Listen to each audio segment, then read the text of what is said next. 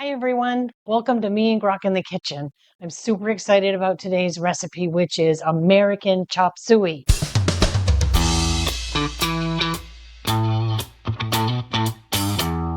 And I'm excited about it because it's been a family favorite for my family for decades, really a long time. There's a lot of different ways that you can make American Chop Suey, but as far as I'm concerned, there's only one way, and that's the way I'm going to show you today.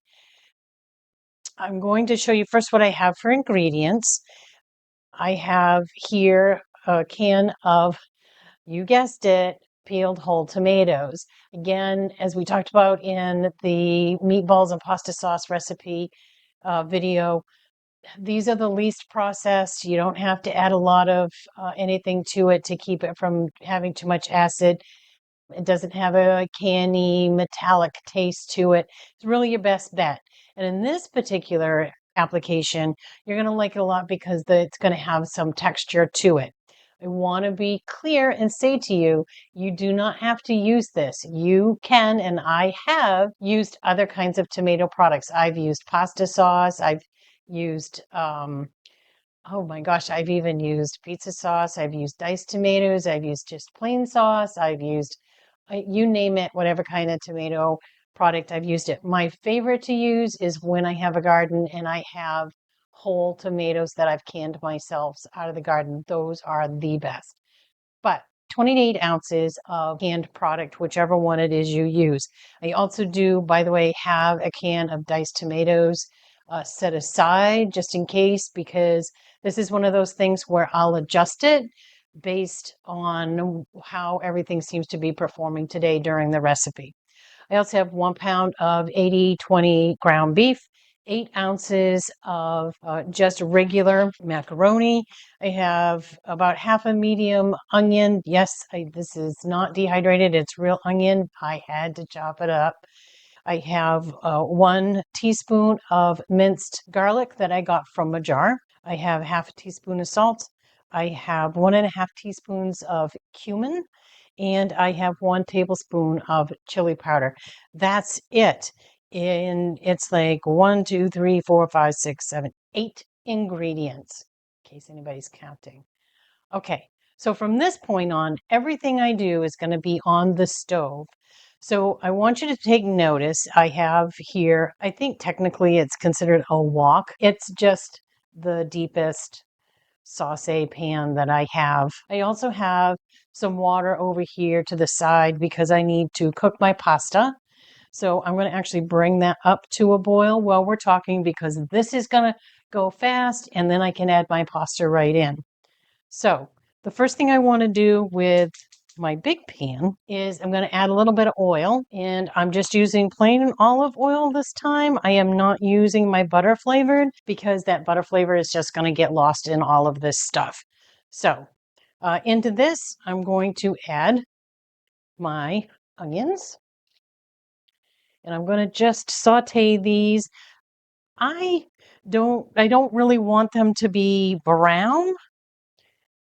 I'm really more just looking to make sure that they're cooked through. And I will say, please notice I either make my onions in big pieces or really little pieces because I'm not really a fan of onion, but you got to cook with them. So there we are. Okay, now while this is going, notice that my water's come up to a boil. I'm going to just add in some salt and then my macaroni. And I'm going to just give that a little twirl around, keep an eye on it. Make sure it doesn't boil over. And let that go ahead and go. That'll come back to a boil quick. And in the meantime, I'm going to just keep sauteing my onions. I just want them to be what they call, the experts say it's translucent. I just say keep an eye on them, take a look. When they start to look like they're actually cooked and they're not really raw, then I say you're done. I think you can eyeball this. I don't think you need like a huge amount of instruction on this. If it starts to brown a little bit, okay, fine. But mostly what you're looking for is that they are looking like they're cooked. So while that's happening too, I'm going to add in my garlic. Now, you don't really want to add garlic too soon because you don't want it to burn. Okay, that will give you a different kind of flavor. All right, see, you can tell they're starting to cook. See, they look different. That's what you're looking for. They don't look like they're raw. I'm going to take a moment, just run my spatula through my macaroni, make sure it's not sticking together. Forgot to mention this. One of the reasons why I put salt in my water is because it's going to salt my pasta. Pasta is egg and flour and olive oil usually. What you get in the store may have other ingredients. You know what? I've never really looked.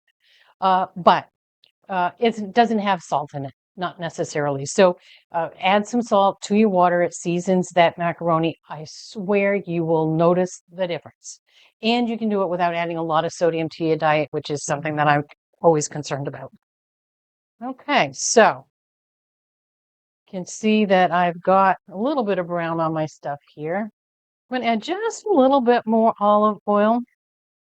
And the reason why I'm doing that is because I want to add in my spices. Remember, we talked in my spice starter kit that you want to take and put your spices into hot oil or some kind of liquid, preferably oil, and you just kind of let them bloom. And that's beans you just cook. Oh, you can smell them already. Oh baby, oh baby. I'm going to turn my heat down a little bit here, and now I'm going to add in my ground beef. And I'm going to just chop this up. Now, another thing I will say is notice that my pan was starting to get a little hot. Well, maybe you didn't because you're not here. But it was starting to get a little hot. But when you add things to your pan, it will cool your pan off a little bit. So you can use it that way. I'm going to turn this way just so I can get a handle on things. All right, just want to chop it up really good, break it up really nicely. This is your evening meal protein. All righty, I'm going to let that go for a minute. I am going to give my macaroni another stir. All right. Well, while I'm doing that, I'm going to get a clean pair of kitchen shears. And remember how I told you in the meatball recipe to do this? You go in and you just start cutting it up, right?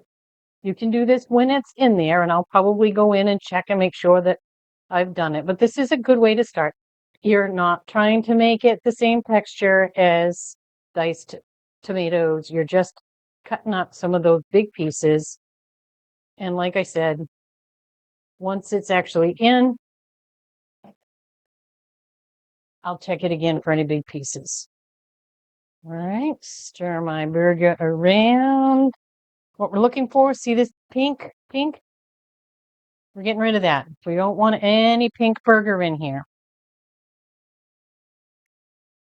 Kind of still chopping at it a little bit, squishing it a little bit, just making sure everything gets cooked really nicely.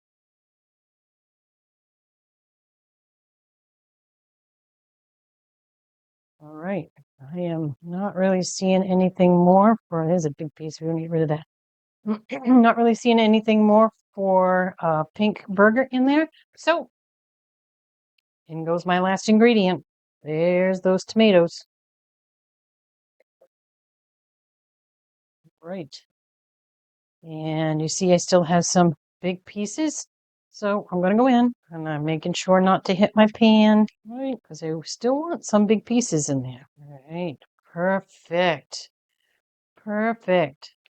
There. Not too big, not too small. All right. Now, so this is all I'm doing for the sauce. I'm going to put this on medium heat. I'm going to just let it come up to temperature while my macaroni finishes cooking. And it is looking pretty darn close.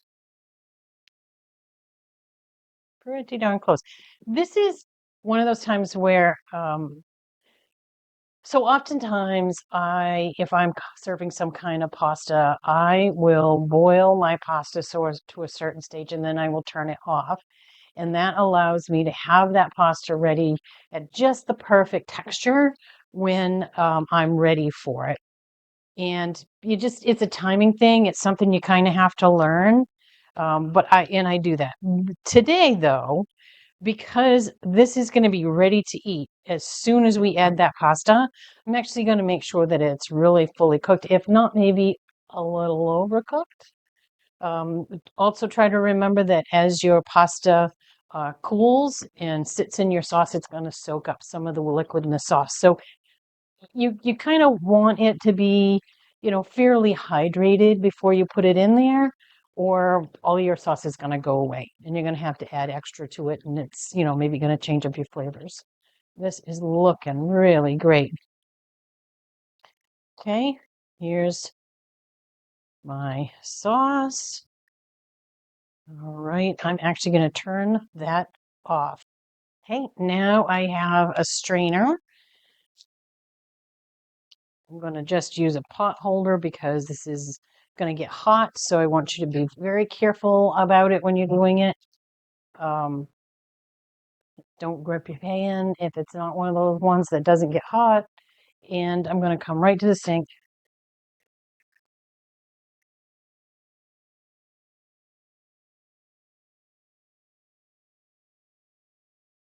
Drain it, and then right into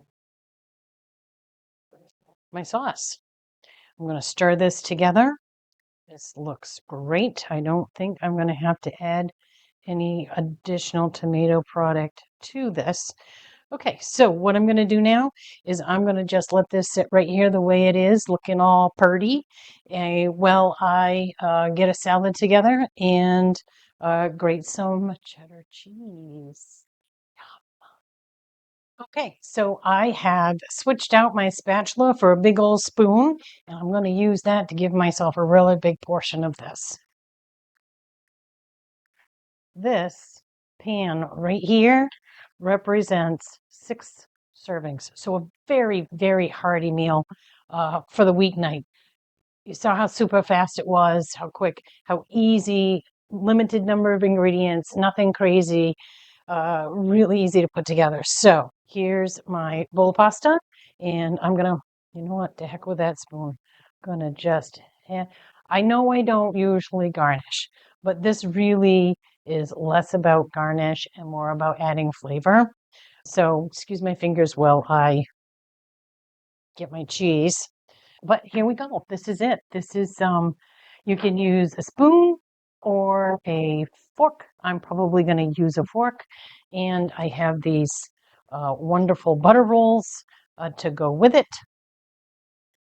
And a salad is sitting over on the sideboard. And this is going to be a really good, wholesome, like I said, just a family favorite. And I know that my nieces and my grandkids have never made this. In fact, my daughters probably haven't made it in quite some time. But this will bring back memories for them because this was a fairly common thing we used to eat. It doesn't cost a lot of money, so it's good on your budget. It's super easy to put together, and I know you're going to enjoy it. Thank you very much for spending time with me again today. I truly appreciate your ongoing participation. And I do want to say, if you like this video, give me a thumbs up down below. And please follow me on all the social media. I'm on Instagram and Facebook. I'm also on X and YouTube and Truth Social, all at Mia Grok in the kitchen. Just do a little search for it. I've got the links here if you need it. Recipe's going to be online in the description that I've posted with this. And I want to thank you very much. And this, just remember, life is too short to eat bad food.